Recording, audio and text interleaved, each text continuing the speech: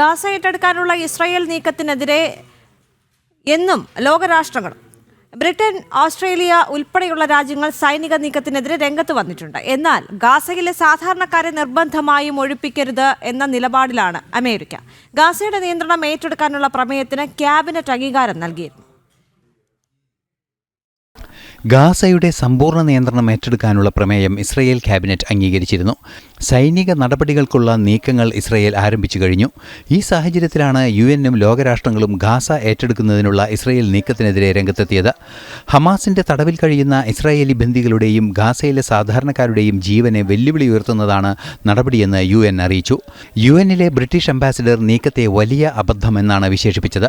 Australian വിദേശകാര്യമന്ത്രി Penny വോങ്ങും സൈനിക നടപടി ഒഴിവാക്കണമെന്ന് ആവശ്യപ്പെട്ടു രംഗത്തെത്തി. ഗാസയുടെ നിയന്ത്രണം ഏറ്റെടുത്താൽ അവിടെയുള്ള സാധാരണക്കാരെ നിർബന്ധപൂർവ്വം ഒഴിപ്പിക്കരുതെന്ന് US അംബാസിഡറും പറഞ്ഞു. എന്നാൽ അക്കാര്യത്തിൽ തീരുമാനമെടുക്കേണ്ടത് ഇസ്രായേലാണെന്നും അമേരിക്ക വ്യക്തമാക്കുന്നുണ്ട്.